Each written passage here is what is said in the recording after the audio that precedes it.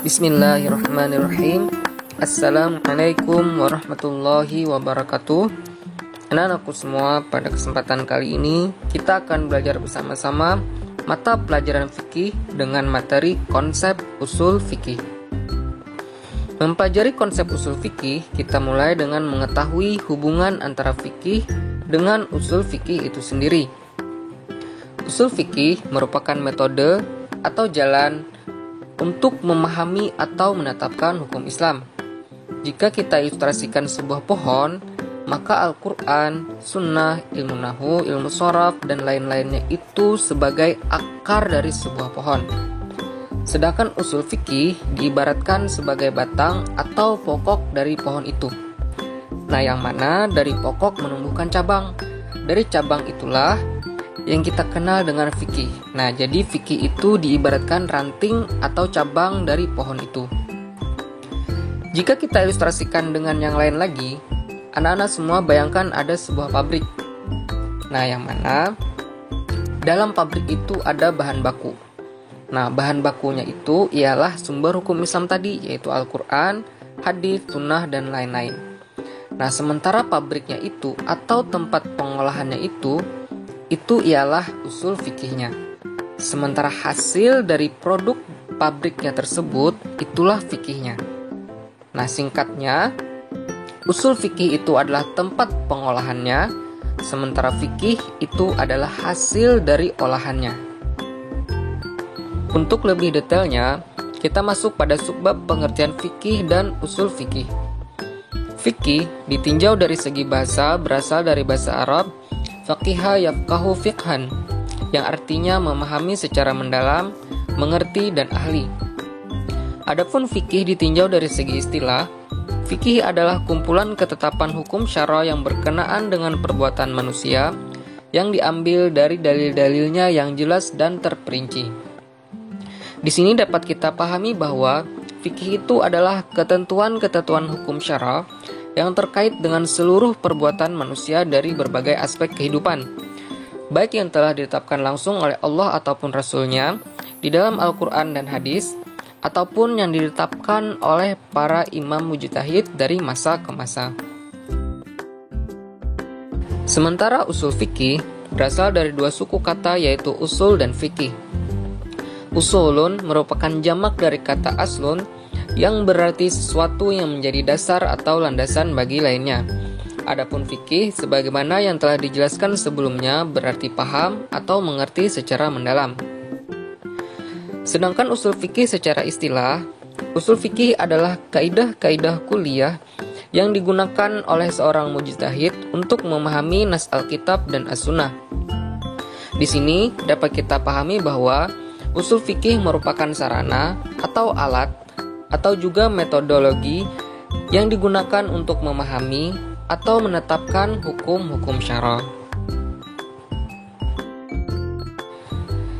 Jadi poin penting pada subbab ini yaitu yang pertama, usul fikih itu merupakan pedoman dan kaidah-kaidah serta cara-cara yang harus diikuti mujtahid untuk memahami dan menetapkan hukum syara dari dalil-dalilnya.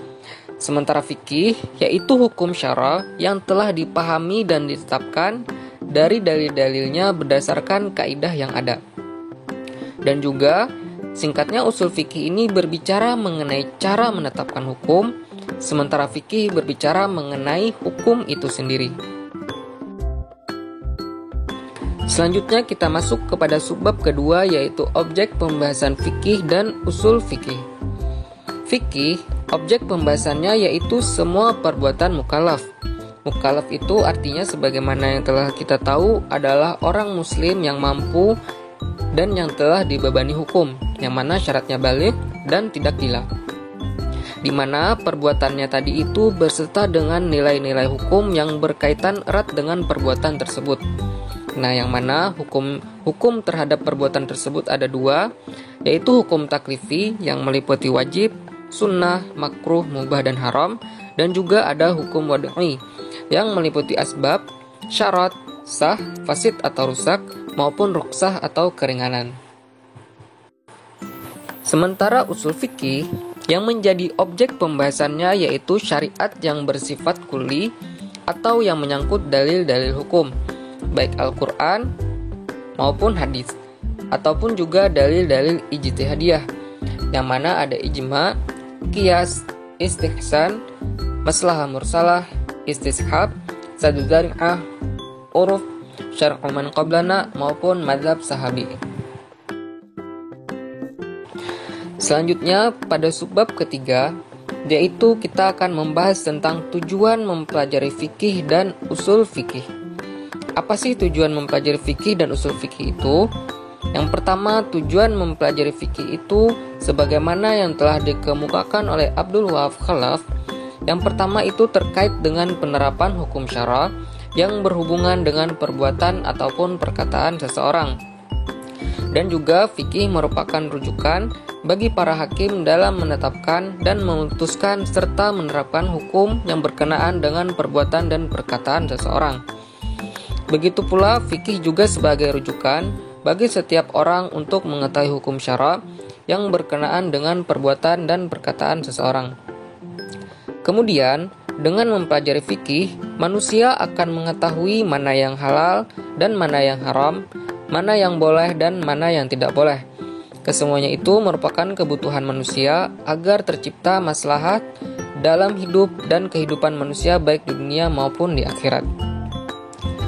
Adapun tujuan mempelajari usul fikih, yang pertama yaitu mengetahui kaidah-kaidah dan cara-cara yang digunakan oleh para fuqaha atau mujtahid dalam istinbat hukum syara. Yang kedua, untuk memperoleh kemampuan dalam melakukan istinbat hukum dari dalil-dalilnya, terutama bagi mujtahid. Seorang mujtahid dituntut mampu menggali dan menghasilkan berbagai ketetapan hukum syara dengan jalan istinbat.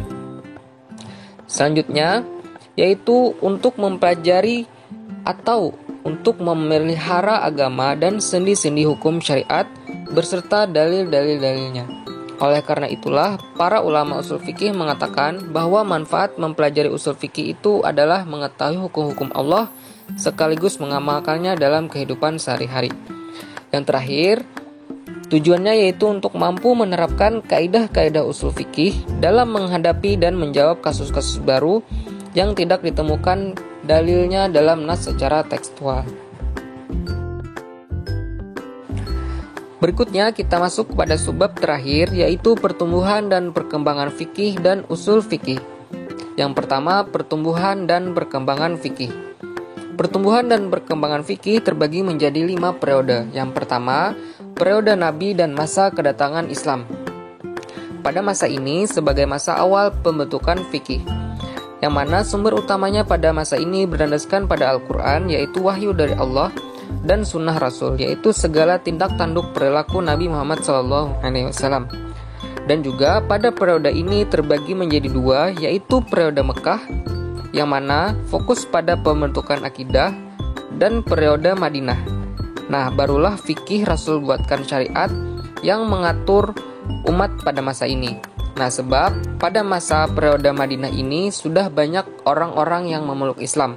Oleh karena itu, perlu dibuatkan aturan untuk menjaga dan menertibkan tatanan dalam kehidupan sehari-hari.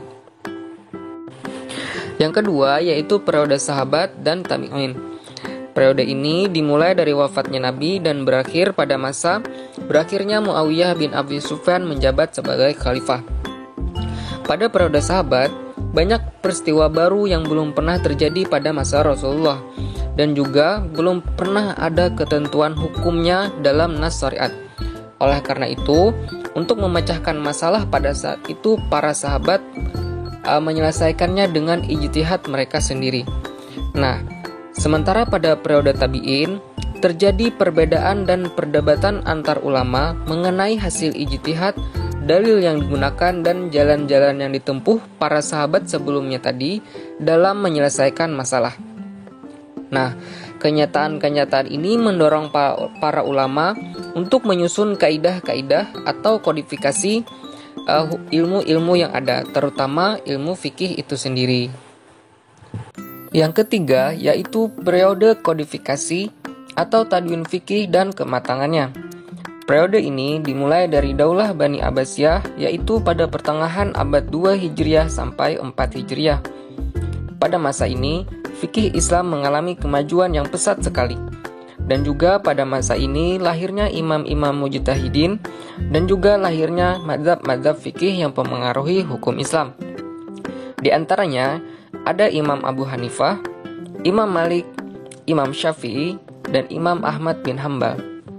Yang keempat yaitu periode berhentinya ijtihad. Periode ini dimulai sejak akhir pemerintahan Abbasiyah.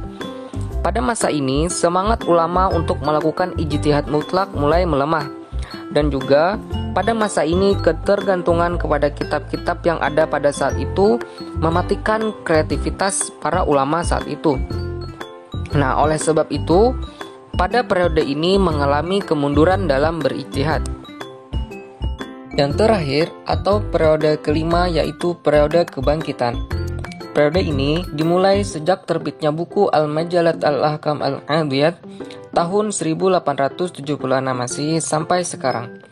Pada periode ini, umat Islam mulai menyadari kemunduran dan kelemahan mereka.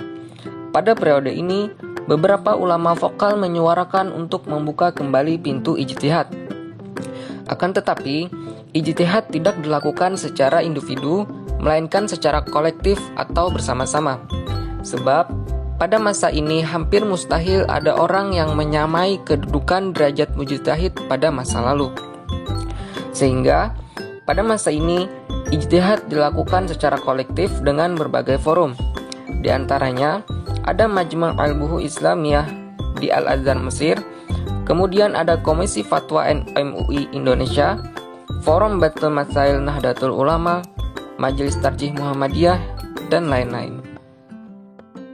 Kedua yaitu pertumbuhan dan perkembangan usul fikih. Pertumbuhan dan perkembangan usul fikih hampir sama persis dengan pertumbuhan dan perkembangan fikih seperti yang telah dijelaskan sebelumnya. Sama-sama dimulai dari masa Nabi, ada juga masa sahabat, masa tabi'in, masa kesempurnaan atau masa imam yang 4, masa kemunduran, dan juga masa kebangkitan kembali. Untuk lebih lengkapnya, anak-anak bisa baca pada bahan ajar yang telah Bapak sampaikan pada forum e-learning. Nah, silahkan disimak dan dipelajari, dan juga catatlah poin-poin penting dan ringkaslah untuk kalian sendiri. Demikian pembelajaran kita pada hari ini. Semoga bermanfaat. Wabillahi taufiq wal hidayah. Wassalamualaikum warahmatullahi wabarakatuh.